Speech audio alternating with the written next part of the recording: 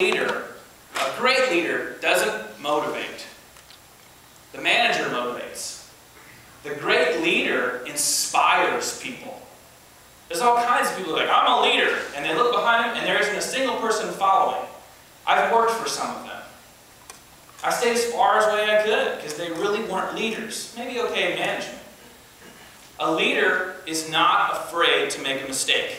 Not afraid, no fear. But a manager is afraid to make a mistake. Leaders only make new mistakes. See, there's a difference. A leader doesn't think just black, white. A leader thinks gray. It's very, very broad. I can cast vision. It's big. A manager is definitely who thinks in black and white. And if you don't understand those differences within the, your own store, you're going to be thinking, what's really wrong? Well, what might be really wrong is there's no leadership whatsoever in the store.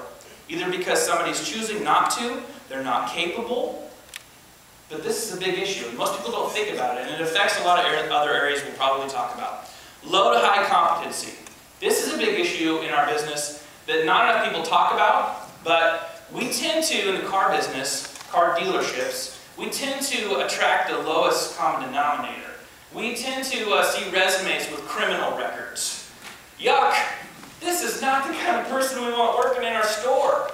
We've got videos running actually downstairs right now that make you guys, the car dealerships, look bad. Continue to demonize and stereotype you.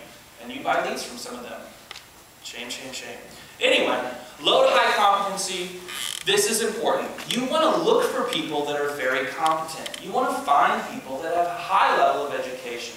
You want to look for people and hire people that their communication skills, both written, both on the phone and in person, are absolutely top-notch. If you don't, then you've got all caps emails flying out.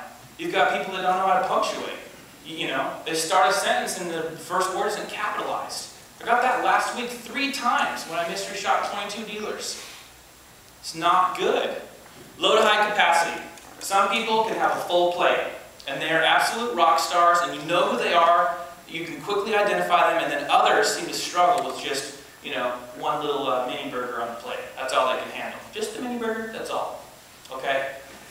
You have to be very cautious of who you're going to have running the internet department. And nowadays, you know what? Everybody you hire, you should just pretty much plan on certifying and making them internet people.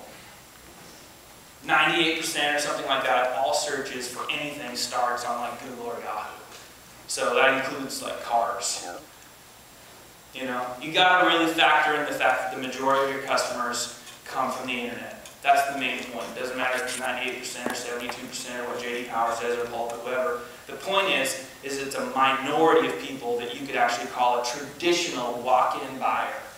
Important to know that distinction.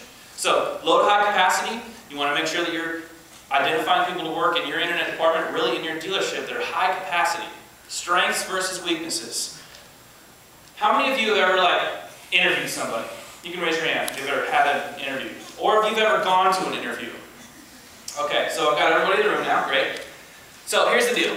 You go to a job interview and you're going to say, well, what's my weaknesses? What do you think your weaknesses are? And how many times have you ever heard or have you done this yourself? Well, you know what, my weakness is I care too much.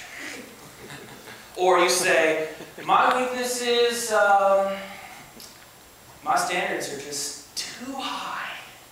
That's my weakness. Or I work too hard. I'm an overachiever. We have this great way of making our weaknesses sound like strengths, when not so much. That's because most people, in my opinion, I don't think we understand how to identify what's a strength and what's a weakness. Okay? Most people say, well, my strengths are what I'm good at. I would say no. How many of you are good at something and you hate doing it? What do you call that? Good answer, Karen. It's a good one. And we won't tell everyone where you work. So here's the deal. You all do some things, I do some things that we don't like doing. We can't call them strengths. But I'll tell you this, a strength, an activity that when you finish it, strengthens you, that's a strength. But an activity that weakens you after doing it, that you wish you didn't have to do, even if you're good at it, it's a weakness. When you get into the roles of leaders and managers, especially managers, good ones play people to their strengths. what sense does it make to take someone who is fledgling? They cannot handle what you want them to do in the internet department, and you keep forcing them into administrative duties and all types of management that they can't get. Incompetent? They're not capable? So, think about that. Recognition and compensation. Okay. Sometimes, if you're really good as a manager, and even as a leader, of recognizing that highly creative person, of recognizing the person that brings in all the new ideas about what you're going to do with specials, because I'm sure you all have 100% specials on your websites all the time.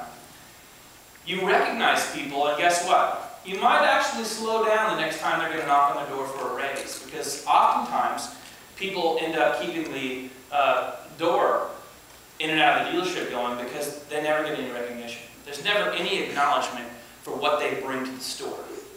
And then beyond that, then you get into compensation, where still way too many people that are working in internet departments are solely compensated based on commission for cars sold. Nothing else. This is a danger zone because most of these people, at least the ones that you expect to manage in some way, are also laden with the responsibilities of managing several vendor relationships, having the login and passwords to several tools. They're the ones that are supposed to have all the information about what's going on with blogs now, what's going on with social networks, and what does Google say about this. And this person has a tremendous amount of responsibility. Not to mention all of that they need to manage, but they also have to sell cars. In the middle, they're actually the people that you don't recognize. They never get the pat on the back.